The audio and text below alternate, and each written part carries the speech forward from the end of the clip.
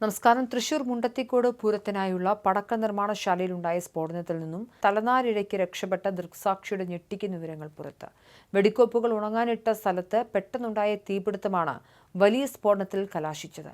പടക്ക നിർമ്മാണത്തിനായുള്ള സാമഗ്രികൾ ഉണങ്ങാനിട്ട സ്ഥലത്ത് പെട്ടെന്ന് തീ പടരുകയായിരുന്നു എന്ന് അദ്ദേഹം പറയുന്നു. എനിക്ക് മനസ്സിലായി, ചതിച്ചുവെന്ന്. ഞാൻ ഓടുമ്പോഴേക്കും ഷെഡ് പൊട്ടിത്തെറിച്ചു എന്നാണ് അപകടത്തിൽ നിന്നും രക്ഷപ്പെട്ട തൊഴിലാളി പ്രതികരിച്ചത്. തലനാരിഴയ്ക്ക് രക്ഷപ്പെട്ട തൊഴിലാളിയുടെ ദൃക്സാക്ഷി വിവരണം സംഭവത്തിന്റെ ഭീകരത വെളിപ്പെടുത്തുന്നു. തൃശൂർ പൂരത്തിന്റെ സാമ്പിൾ വെടിക്കെട്ടിനായി തയ്യാറാക്കിയ പടക്ക സാമഗ്രികളാണ് സ്ഫോടനത്തിൽ തകർന്നത്. വെടിക്കോപ്പുകൾ ഉണങ്ങാനായി വിരിച്ചിട്ട കളത്തിൽ പെട്ടെന്ന് തീ പടരുകയായിരുന്നുവെന്ന് രക്ഷപ്പെട്ട തൊഴിലാളികൾ പറയുന്നു. തിരി ഉണങ്ങാനായി മറിച്ചിടുമ്പോഴാണ് പെട്ടെന്ന് ഒരു 5 മീറ്റർ അകലെ ഷെഡ് പൊട്ടിത്തെറിക്കുന്നത് കണ്ടത്. ചതിച്ചുവെന്ന് മനസ്സിലായി. ഞാൻ ഓടുമ്പോഴേക്കും അവിടെയെല്ലാം തീ പിടിച്ച് കഴിഞ്ഞിരുന്നു എന്നാണ് അദ്ദേഹം പറയുന്നത്. നിയമവിരുദ്ധമായ കെമിക്കലുകളൊന്നും ഉപയോഗിച്ചിരുന്നില്ല. കടുത്ത ചൂട് കാരണം വെയിലത്ത് കിടന്ന മരുന്നിന് തീ പിടിച്ചതാകാമെന്നും അദ്ദേഹം പ്രതികരിച്ചു. പെട്ടെന്നൊരു വലിയ തീകോളം മുന്നിലേക്ക് വന്ന് വീഴുകയായിരുന്നു. എങ്ങനെയാണിത് സംഭവിച്ചതെന്ന് ഇപ്പോഴും അറിയില്ല. 2 മറിച്ചിൽ മറിഞ്ഞ് പ്രാണരക്ഷാർത്ഥം ഓടുകയായിരുന്നെന്ന് അദ്ദേഹം പറഞ്ഞു. സ്ഫോടനത്തിന്റെ ആഘാതം വളരെ വലുതായിരുന്നു. ആകാശത്തോളം പുകച്ചുരുളുകൾ ഉയർന്ന ദൃശ്യങ്ങൾ ദൂരസ്ഥലങ്ങളിൽ നിന്ന് പോലും ദൃശ്യമാകുന്നുണ്ട്. സ്ഫോടനത്തിന്റെ പ്രകമ്പനത്തിൽ 2 കിലോമീറ്റർ അകലെയുള്ള വീടുകളുടെ ജനൽച്ചില്ലുകൾ വരെ തകർന്നിട്ടുണ്ട്. ആദ്യം ഭൂമികുലുക്കമാണെന്ന് കരുതിയ നാട്ടുകാർ പിന്നീടാണ് പടക്ക നിർമ്മാണശാലയിലാണ് അപകടം നടന്നതെന്ന് തിരിച്ചറിഞ്ഞത്.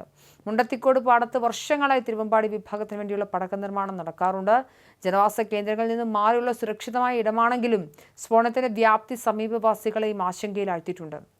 എല്ലാ സുരക്ഷാ മാനദണ്ഡങ്ങളും പാലിച്ചാണ് പണി നടന്നിരുന്നതെന്നും എന്നാൽ അപ്രതീക്ഷിതമായി തീ പടരുകയായിരുന്നുവെന്നും നിർമ്മാണ തൊഴിലാളികൾ പറയുന്നുണ്ട്. അപകടത്തെക്കുറിച്ച് പോലീസ് വിശദമായ അന്വേഷണം ആരംഭിച്ചിട്ടുണ്ട്.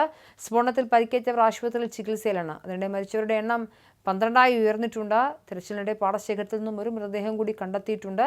അപകടം നടക്കുമ്പോൾ 40ഓളം തൊഴിലാളികൾ സ്ഥലത്തുണ്ടായിരുന്നതായാണ് പോലീസ് നൽകുന്ന വിവരം. എന്തായാലും അതിഭീകരമായ ദൃശ്യങ്ങളാണ് നമുക്ക് അവിടെ നിന്ന് കാണാൻ സാധിക്കുന്നത്. പടക്ക നിർമ്മാണശാലയ്ക്കാണ് അത് തീപിടിച്ചിരിക്കുന്നത്, വെടിപ്പുരയ്ക്കാണ് തീപിടിച്ചിരിക്കുന്നത്. സ്വാഭാവികമായും വലിയ ഉഗ്രസ്ഫോടനം ഉണ്ടായിട്ടുണ്ട്. ആ ഉഗ്രസ്ഫോടനത്തിൽ എത്ര പേരുടെ ജീവൻ നഷ്ടപ്പെട്ടുണ്ടെന്ന കാര്യത്തിൽ ഇതുവരെയും നമുക്ക് സ്ഥിരീകരിക്കാൻ സാധിച്ചിട്ടില്ല. എന്തായാലും നിരവധി ആളുകൾ ഇതിനോടകം ആശുപത്രിയിലാക്കിയിട്ടുണ്ട്. ഈ ആശുപത്രിയിൽ എത്തിച്ച ആളുകളുടെ നിലയും അതീവ ഗുരുതരം തന്നെയാണ്. മിക്ക ആളുകൾക്കും 70% മുകളിൽ ശരീരത്തിൽ പൊള്ളലുണ്ട്. അത് അതീവ ഗുരുതരമായ പൊള്ളലാണ്. അതിൽ നിന്നൊക്കെ മുക്തി നേടുക എന്ന് പറയുന്നത് അത്ര എളുപ്പമുള്ളൊരു കാര്യമല്ല. എന്തായാലും മരണസംഖ്യ അത് ഉയരാൻ തന്നെയാണ് സാധ്യതയെന്ന് തന്നെയാണ് വിദഗ്ധർമാർ പറയുന്നത്. എന്തായാലും പരിക്കേറ്റവരിൽ പലരുടെയും നില അതീവ ഗുരുതരമായി തുടരുകയാണ്. എന്തായാലും ഇന്ന് ഉച്ചതിരിഞ്ഞ് 3:30ഓടെയാണ് സ്ഫോടന പരമ്പര നടന്നത്. 2.5 ഏക്കറോളം വരുന്ന 5 വെടിക്കെട്ട് പുരകളും ചാമ്പലായി പോയിരിക്കുന്നു. മൃതദേഹങ്ങളും അതിൻ്റെ ശരീരഭാഗങ്ങളും ദൂരേക്ക് ചിതറിത്തെറിച്ച നിലയിലാണ്.